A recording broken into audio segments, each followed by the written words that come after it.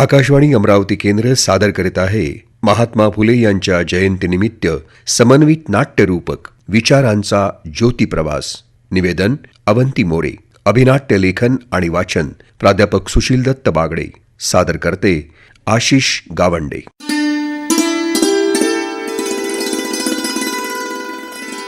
अंधार तो केवळ एका रात्रीच्या आकाशात दाटलेला नसतो, तो मनांमध्येही साचलेला असतो.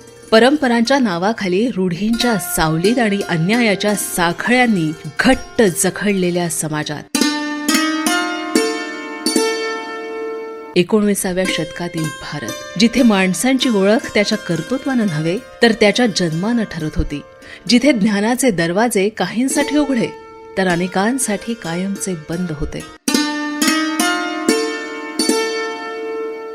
आणि अशा या अंधारलेल्या क्षितिजावर एक ठिणगी पडते.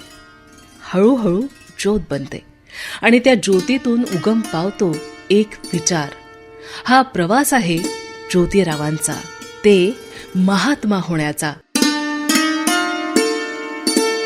एक प्रसंग, साधा, क्षणभंगूर वाटणारा, परंतु आयुष्याचा प्रवाहच वळवून टाकणारा. मित्राच्या लग्नात गेलेला तो तरुण, परंतु तिथे त्याला सन्मानाने नव्हे तर जातीपातींच्या कठोर चौकटीत तोललं गेलं. आमचा मित्र होता सखाराम परांजपे. यांनी आम्हाला लग्नाचं निमंत्रण दिलं आणि निमंत्रणावरून मी त्याच्या लग्नात गेलो. मी आणि आम्ही सगळे मित्र त्या वरातीतून चालत होतो. तितक्यात, अरे तू माळ्याचा ज्योती का रे? अरे तू शूद्र असूनही आमच्या लग्नात कशासाठी आला? अरे रे तू धर्म बुडाला, तू आमचा धर्म बुडवला. चल चालता म्हणतो ना, इथून चालता हो. अरे लग्नाच्या मिरवणुकीतून मला हाकलून लावतात, लग्नात माझा अपमान करतात. लक्षात ठेवा, मी खाली मान घालून चालणार मेंढरू नाही. मी तुम्हा जातांध्यांचे मठ उद्ध्वस्त करीन, तरच नावाचा ज्योतिराव गोविंदराव फुले नाही. मी संत Tukaram Maharaj, Chhatrapati Shivaji Maharaj, Martin Luther king, Thomas pen यांची चरित्र वाचलेत. त्यांनी सांगितलंय की माणसानं माणसाशी माणसासारखं वागलं पाहिजे, पण तुम्ही माणसाशी जनावरासारखं वागता. लग्नाच्या मिरवणुकीत तुम्हाला 4 पायाचा घोडा चालतो, पण माणसासारखा माणूस चालत नाही. सावित्री माझं धोतरान, ह्या जातंद्यांच्या नावानं आज आंघोळच करून टाकतो. हा अपमान हजारो वर्ष माझा दीन दलित शोषित पीडित हा वर्ग अपमान सहन करतोय. त्याला ज्ञान नाही. त्याला ज्ञान कोण देणार? आणि याला ज्ञान द्यायचं, याला शहाणं करायचं. आणि मी कुणाचा द्वेष करत नाही. माझ्या अखंडातच लिहिलाय, धर्म राज्य भेद मानवा नसावे, सत्याने वागावे ईशासाठी. ख्रिस्त महम्मद मांग ब्राह्मणाशी, धरावे पोटाशी बंधुपरी. निर्मिकाचा धर्म सत्य आहे एक, मग भांडणे अनेक कशासाठी. अपमान तो केवळ एका व्यक्तीचा नव्हता, तो होता शतकानुशतकांच्या विषमतेचा आवाज. आणि त्या क्षणानं मनात एक ज्वाला पेटली, शांत पण अढळ. ही व्यवस्था बदललीच पाहिजे. परिवर्तनाची ज्योत एकट्याने पेटत नाही, तिला साथ लागते विश्वासाची, धैर्याची. आणि ती साथ मिळाली सावित्रीबाईंच्या रूपानं.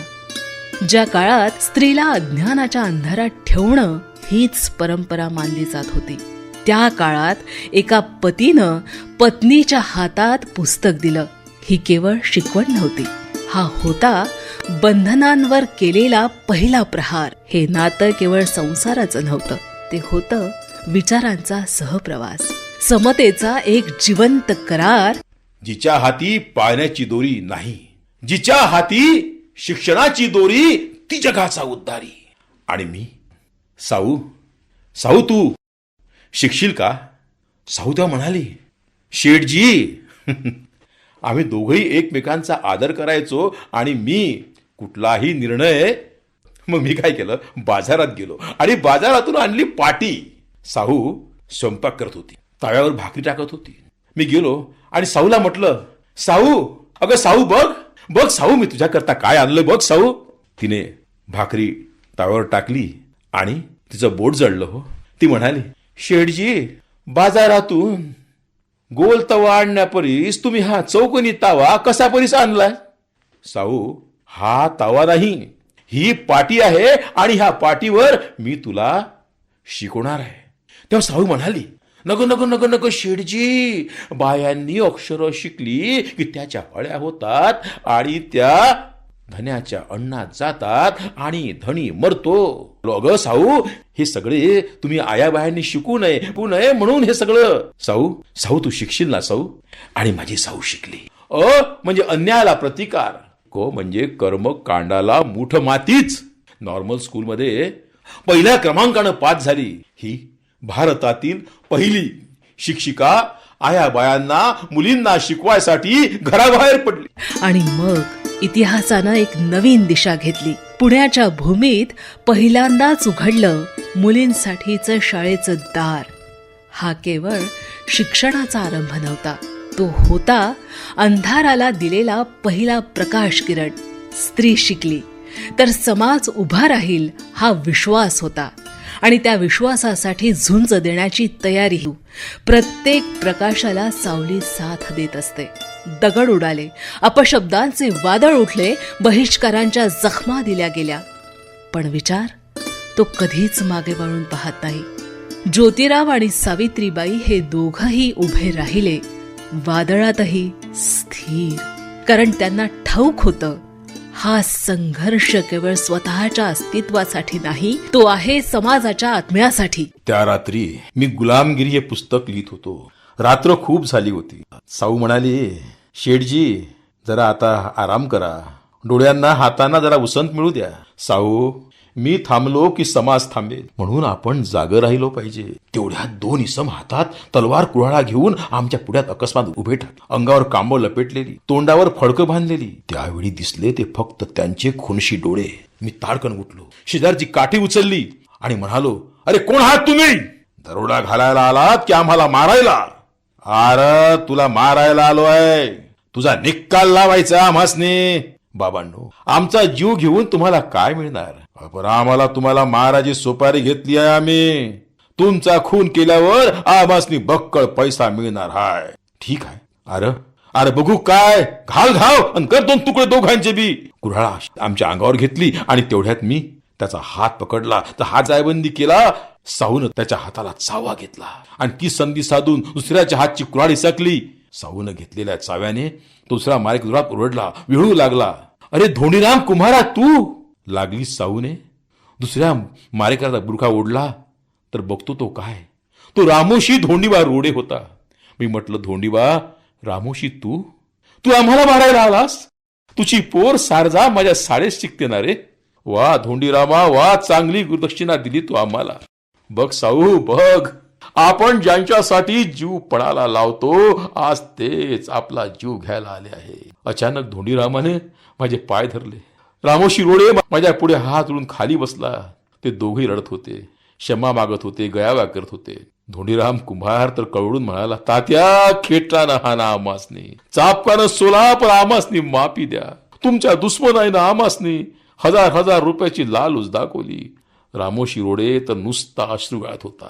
स्पुंद तो म्हणाला, आम्ही लय पाप केलं, पण माझ्या सारदेसनी अंतर देऊ नका. लय गुणाची आहे माझी पोर, तिला हे काय बिकळू देऊ नका, नाहीतर या मारेकरी बापाला काय म्हणेल ती. अज्ञानानं तुम्हाला फसवलं, पण तुम्ही फसू नका. या आमच्या रात्रीच्या शाळेत उद्यापासून शिका आणि समजदार व्हा रे गड्यांनो, समजदार व्हा.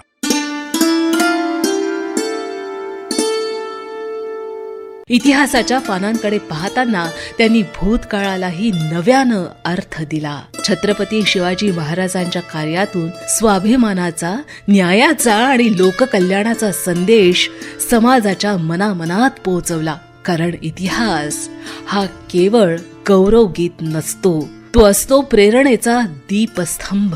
आम्ही मुंबईला जात होतो. आमचे मित्र आम्हाला भेटायचे आणि सगळं म्हणायचे की छत्रपती शिवाजी महाराजांची समाधी रायगडावर आहे. पण ही समाधी कुणालाच माहीत नव्हती. मी ठरवलं की रायगडावर जायचं. आम्ही सगळे मित्र रायगडावर गेलो. रायगडावर आम्ही सगळीकडे बघत होतो, पण महाराजांची समाधी कुठेही दिसत नव्हती. अचानक एके ठिकाणी ढिगारा दिसला आणि मला वाटलं की इथेच माझ्या राजाची समाधी असावी. मी आणि माझ्या मित्रांनी ती जागा स्वच्छ केली आणि रानातील रानफुलं आणली, समाधीवर ठेवली आणि मी म्हणालो, कुळवाडी भूषण बहुजन प्रतिपालक छत्रपती शिवाजी महाराज की. परंतु त्यांची वाटचाल इथेच थांबली नाही. अंधश्रद्धा, अन्याय आणि भेदभाव यांच्या विरोधात उभी राहिली एक विचारांची चळवळ. सत्यशोधक समाज आणि विचारांना शब्द मिळाले लेखनातून. त्यांची लेखणी केवळ अक्षर रेखाटत नव्हती, ती समाजाच्या जखमांवर प्रश्नांची धार चालवत होती.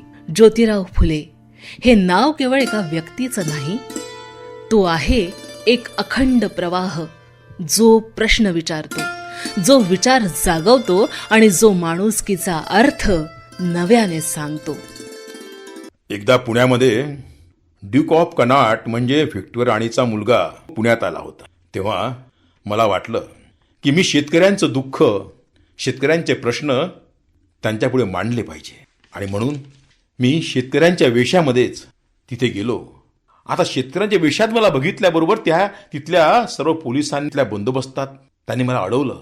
तिथे म्हणालो की रावजी, मी इथं सन्मान स्वीकारण्यासाठी आलो नाही, तर सरकार दरबारी युवराजांकडे माझ्या शेतकऱ्यांचे गाऱ्हाणे मांडण्यासाठी आलो आहे. मला त्यांच्याशी बोलू द्या, आमचं गाऱ्हाणं मांडू द्या. मला त्यांनी परमिशन दिली. Thank you my lord, thank you his highness. Myself Jyotirao Govindrao Phule, one of the very poor farmer in your states.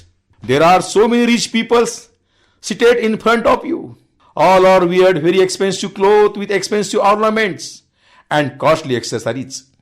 You see all these respected people with highly rich attire. But sir, don't think this is real India. Real India is very poor, sir. युवराज, या जगाच्या बाहेर तुम्ही पडलात तर तुम्हाला आमचा खरा देश दिसेल.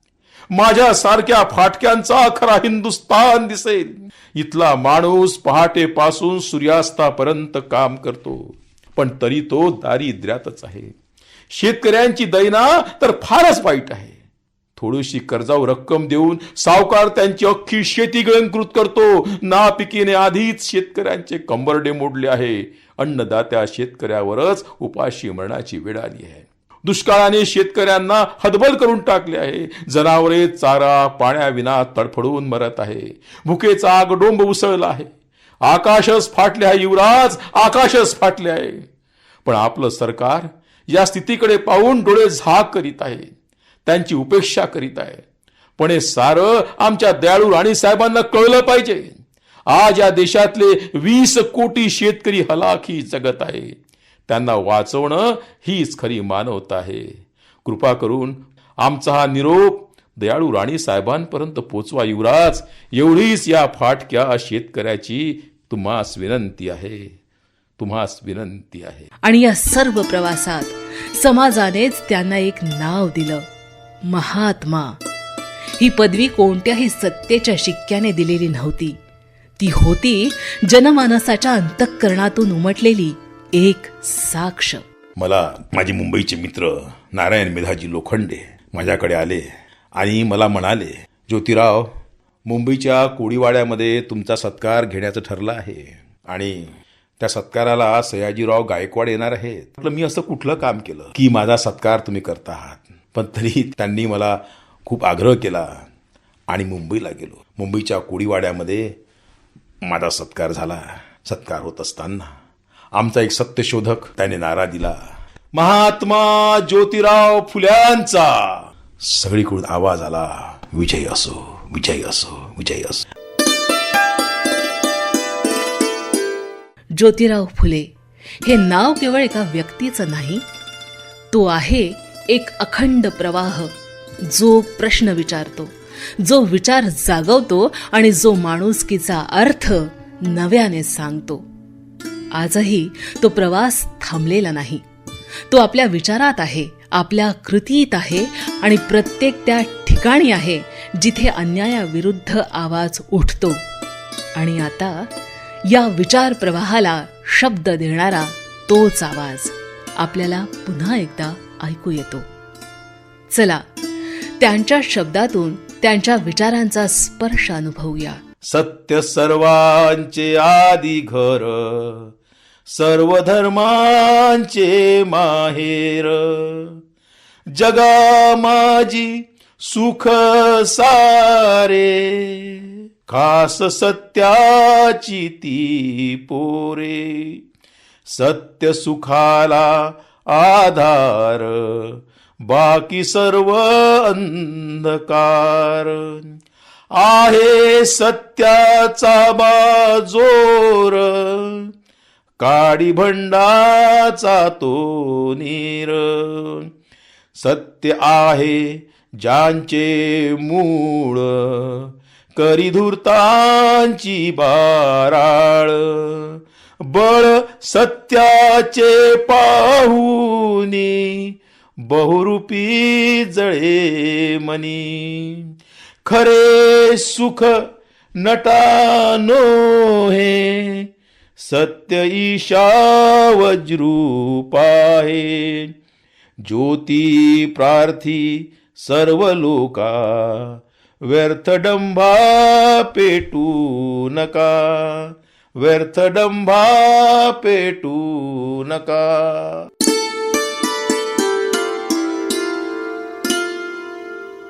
प्रकाश तो कधीच एकाच ठिकाणी थांबत नाही. तो पसरतो मनामनात, विचारात आणि काळाच्या पलीकडेही. महात्मा ज्योतिराव फुले यांनी पेटवलेली ही ज्योत आजही विझलेली नाही. ती अजूनही तेवत आहे. प्रत्येक त्या हातात जो पुस्तक उचलतो, प्रत्येक त्या आवाजात जो अन्यायाविरुद्ध बोलतो आणि प्रत्येक त्या मनात जे समतेचं स्वप्न पाहतं, हा प्रकाश आपण जपायचा आहे, वाढवायचा आहे आणि पुढच्या पिढ्यांपर्यंत पोहोचवायचा आहे. कारण इतिहास केवळ आठवण्यासाठी नसतो, तो जगण्यासाठी असतो. आणि फुले ते केवळ इतिहासात नाहीत, ते आजही जिवंत आहेत. आपल्या विचारात, आपल्या संघर्षात आणि आपल्या प्रत्येक उज्ज्वल उद्यामध्ये. महात्मा फुले यांच्या जयंतीनिमित्त समन्वित नाट्यरूपक ऐकलं. विचारांचा ज्योती प्रवास. निवेदन होतं अवंती मोरे यांचं. अभिनाट्य लेखन आणि वाचन प्राध्यापक सुशील दत्त बागडे. तांत्रिक सहाय्य गणेश देशमुख यांचं. तर सादरकर्ते होते आशिष गावंडे. ही आकाशवाणी अमरावती केंद्राची निर्मिती होती.